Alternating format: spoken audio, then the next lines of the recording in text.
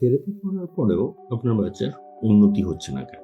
আপনার বাচ্চার কি থেরাপি চলছে আর তা সত্ত্বেও আপনি ভাবছেন উন্নতি হচ্ছে না কেন? যদি এই প্রশ্নটা আপনার মাথায় থাকে, আজ আপনি তার স্পষ্ট উত্তর পাবেন। অনেক প্যারেন্ট বলেন যে রেগুলারলি থেরাপি হচ্ছে, থেরাপিস্ট ভালো, তবু উন্নতি সেভাবে হচ্ছে না। ধীরে ধীরে ফ্রাস্ট্রেশনস বাড়ে, আরো থেরাপি দরকার, থেরাপিস্ট পাল্টাতে হবে, ভালো থেরাপিস্ট লাগবে। আপনারা এটাই ভাবেন, কিন্তু আপনি যেটা ভাবেন না, আসল গুরুত্বপূর্ণ কথা, সেটা হচ্ছে থেরাপিটা সলিউশন না, প্রবলেম থেরাপিতে না, প্রবলেম সিস্টেম। আপনি ভাবছেন থেরাপি ইকুয়ালস টু প্রোগ্রেস। বাস্তব থেরাপি বাচ্চাকে ইনপুট দেবে, কিন্তু প্রোগ্রেস সিস্টেমের আউটপুট। তাহলে আগে বুঝুন যে যে জায়গায় ইনপুট দিতে হবে, আপনি যদি সেই জায়গায় ইনপুট না দেন, আউটপুট আসবে না। তাহলে আগে বুঝুন যে আপনি যেখানে ইনপুট দিচ্ছেন ওটা হয়তো সঠিক জায়গা না।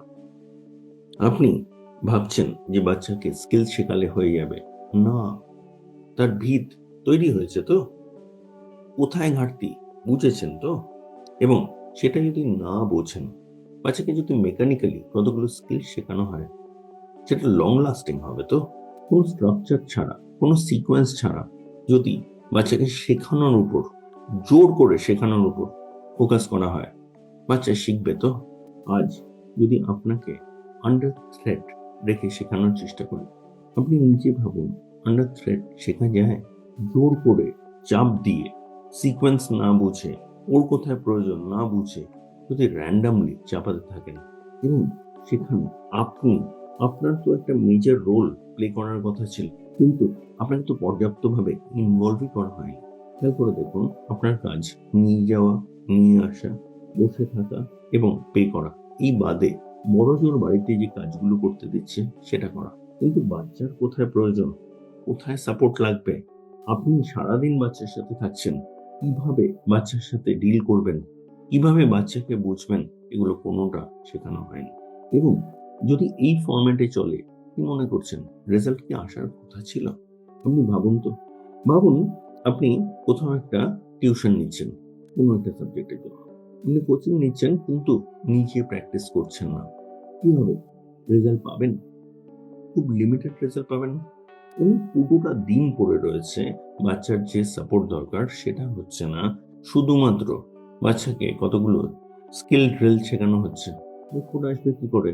আর সারাদিন যেখানে বাচ্চার সাপোর্ট দরকার না, সেটারই তো ব্যবস্থা করা হলো না। তাহলে দেখুন, পুরোটা একটা মিসম্যাচ রয়েছে। বাচ্চার স্টেজ, বাচ্চার কোথায় আটকাচ্ছে, কিছু বোঝার চেষ্টা করা হলো না। এবং সেই অনুযায়ী পুরো সিস্টেমকে অ্যাডাপ্ট করা হলো না। যারা কাজ করছে তারা অ্যালাইনমেন্টে এলো না, এবং সঠিক সময় সঠিক সাপোর্ট এলো না। যা এলো সেটা সেই সময়ের জন্য নয়। আর আপনাকে কি বলা হলো? আপনি কি ভাবলেন? আরো থেরাপি লাগবে। দাঁড়ান, বাস্তবেই যে সিস্টেম ঠিক করতে হবে, এবং সিস্টেম ঠিক করতে গেলে আপনার বোঝা ছাড়া উপায় নেই। আপনার কাছে যদি একটা সিস্টেম থাকে যেটা আউটপুট এনশিওর করে, যেখানে আপনার ভূমিকা রয়েছে, যেখানে বাচ্চার কোথায় সাপোর্ট সেটা বোঝা যাবে এবং সেইভাবে সাপোর্ট করা হবে, আউটপুট আসবে না কেন? তাহলে এমন একটা সিস্টেম যেটা আপনাকে সাপোর্ট করে, আপনার বাচ্চাকে সাপোর্ট করে, যেটা আপনার বাচ্চাকে এবং আপনাকে অ্যাসিওর করে, রিঅ্যাসিওর করে, সাপোর্ট দেয়। আপনি জানেনও না আপনি একটা ইনকমপ্লিট অ্যাপ্রোচ ফলো করছেন, আপনি ভুল থেরাপি নিচ্ছেন না, আপনি ঠিক জায়গায় ঠিক জিনিস নিচ্ছেন না। এবং সেই সিস্টেমটা আগে জানুন, বুঝুন। তার মানে আপনার বেশি সেশনস নয়, বেটার থেরাপিস্ট নয়, বেটার সিস্টেম প্রয়োজন। যদি আপনি জানতে চান কেন আপনার বাচ্চার প্রোগ্রেস হচ্ছে না, যদি আপনি জানতে চান কিভাবে সিস্টেম বিল্ড করবেন, আমাদের ভিডিও ডেসক্রিপশনে একটা লম্বা ভিডিও দেওয়া আছে, সেটা দেখুন, বুঝুন। এবং যদি মনে হয় আমাদের সাথে যোগাযোগ করুন। যদি আপনার কোনো রকম সাপোর্ট লাগে, আমাদের নাম্বার দেওয়া রইল, আমাদের যোগাযোগের ব্যবস্থা দেওয়া রইল, যোগাযোগ করুন। আমরা অবশ্যই আপনাকে সাপোর্ট করব। আজকের জন্য এটুকুই, আবার কথা হবে।